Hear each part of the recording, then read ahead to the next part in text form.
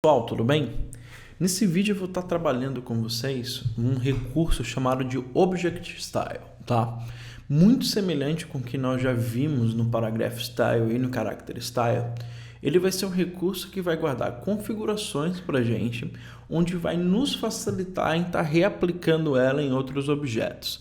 Basicamente, ele diz para a gente como vetores, como containers de texto, como elementos que vão suportar dados, vão se comportar visualmente, né?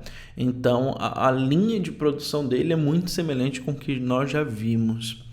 Como ele é um recurso muito simples, eu vou estar trabalhando com vocês em cima de uma arte, tá? Poderia até estar fazendo um exercício de fixação, como vocês veem que eu faço no nosso curso. Porém, como é algo bem específico, eu vou estar fazendo dentro do capítulo, com 2, 3 vídeos, eu vou estar montando o documento e tal com vocês, até já vou entregar a base para a gente aplicar o estilo de objeto da maneira interessante, ok? Então, eu vou estar utilizando esse grupo de imagens que nós vamos ter, tá? Vocês vão perceber aqui que são imagens da nossa presidente, Dilma Rousseff, onde a gente vai fazer como se fosse um about dela, né? Um sobre dela. Muito simples, também não se preocupando muito com a estética, mas sim com a utilização do recurso. Eu forneço para vocês algumas imagens, o arquivo base, tenho também o arquivo textual para que a gente possa trabalhar, né, o conteúdo. Então é isso. Então, pegando esse arquivo base, para a gente dar uma olhada, então trouxe aqui para a gente, vocês vão perceber o seguinte, que nós temos um background, tá? Até na nossa layer aqui, nós percebemos uma camada abaixo com um background, que são vetores, tá? Então, se vocês visualizarem aqui, são vetores que eu tenho, compondo um abaixo do outro para ter essa visualização. E em cima eu tenho aqui o que seria a camada com as imagens, que é aqui que a gente vai estar trabalhando o Object Style. Nós vamos ter até uma terceira camada que vai ser para o texto, tá? Que eu vou inserir o texto para ter uma conversação entre texto, entre o objeto em si, entre a imagem em si, para ficar interessante. Então, o que vocês percebem, né? Em primeiro ponto aqui, o que é diferente, nós ainda não vimos, é a questão dessas marcações, essa grid que nós temos aqui, que não é uma grid que eu arrastei com as linhas e fui criando, não é isso. Ela é realmente uma grid que está fixa no meu documento. Então, como é que eu vou produzir isso? Eu vou mostrar para vocês, para que vocês também façam em casa e tenham esse recurso em mãos. Então, criando um novo documento, nesse caso aqui, eu imaginei que seria um documento no tamanho A3, ele aberto assim, mas seria algo que o usuário iria abrindo progressivamente, ele vinha todo dobrado e tal, em 6 faces, como nós estamos vendo aqui. Essa é a parte interna que a gente vai estar produzindo, e o cara vai abrindo até ter uma página em A3, ok? Ficar bastante grande e tal, para a gente trabalhar. Então aqui no Page Size eu coloquei A3 para gente, tranquilamente. Eu estou com o preview habilitado aqui para nós visualizarmos a configuração que estamos aplicando, e coloco ele no modo aqui paisagem, né, para ele ficar horizontalzinho, com a horizontal um pouco mais larga, né, a largura dele. Então, depois disso, eu mantive a minha margem aqui com mais ou menos uns 6 milímetros. Eu quero aproveitar um pouco mais o espaço do meu documento, e em Bleed and Slug eu coloquei 5 de sangria e 10 de slug para as áreas, só manter aqui proporcional, né, para as áreas de informação. Então, trabalhei dessa maneira, deu um ok para a gente e já foi. Aí quem está acostumado com InDesign, ou até está acompanhando as aulas e tal, fala, pô Marcos, só que eu tive a sensação que no documento base que você nos apresentou, você está usando colunas, né? Então, beleza, eu visualmente tenho colunas aparentes aí, né?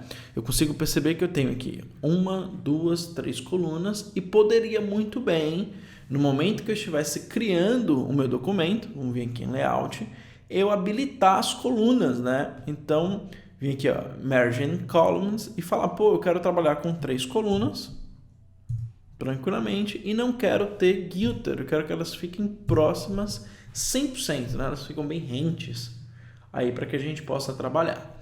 Beleza, realmente eu posso fazer isso. Só que lá no meu documento base, deixa eu só cancelar aqui pra gente.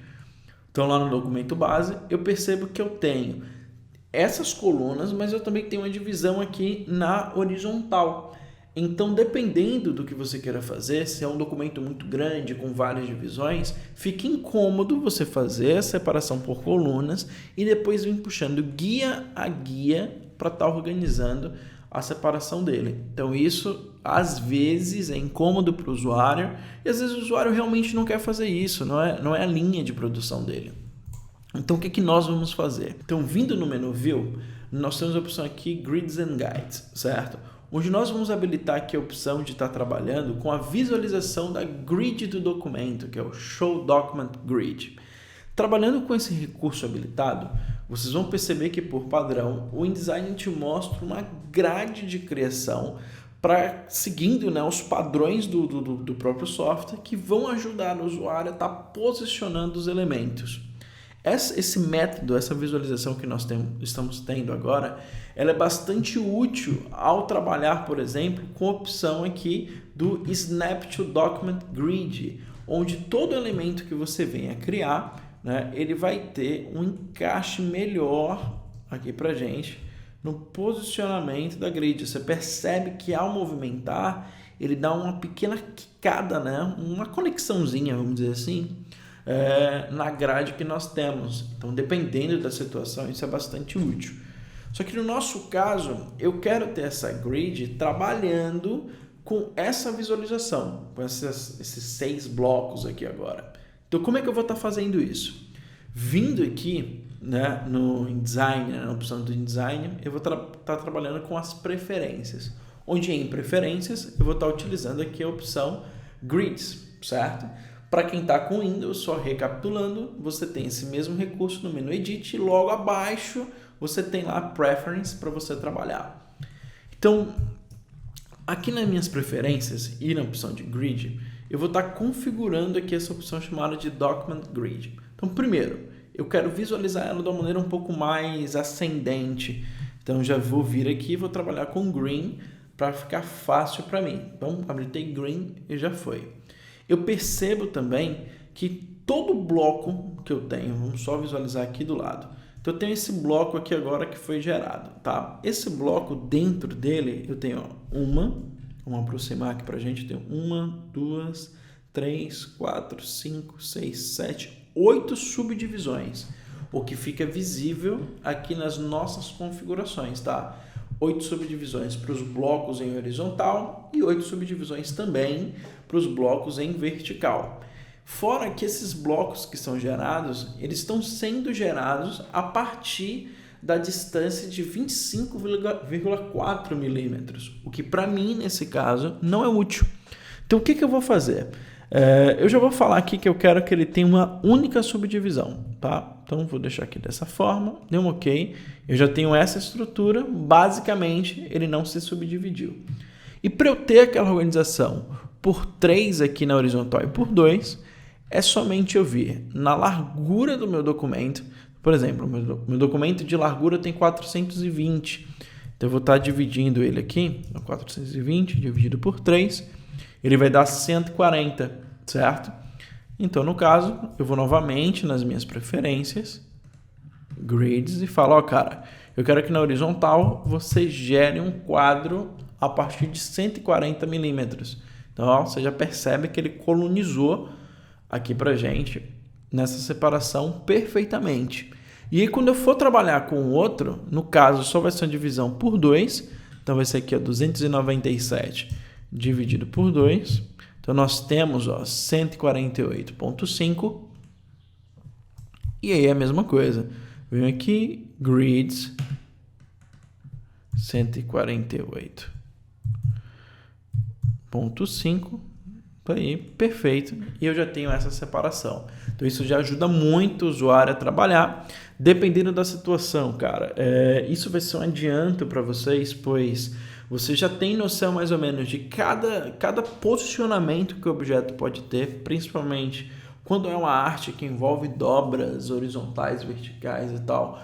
Então isso ajuda muito vocês terem um controle legal da situação, tá? E por último, em relação a essa configuração do documento que a gente vai estar trabalhando, vocês vão perceber que, por padrão, essa grid que é criada, ela é sobreposta quando você cria um objeto. Ó. Por exemplo, eu criei aqui esse retângulo, ele sobrepôs essa grid e isso também não é interessante.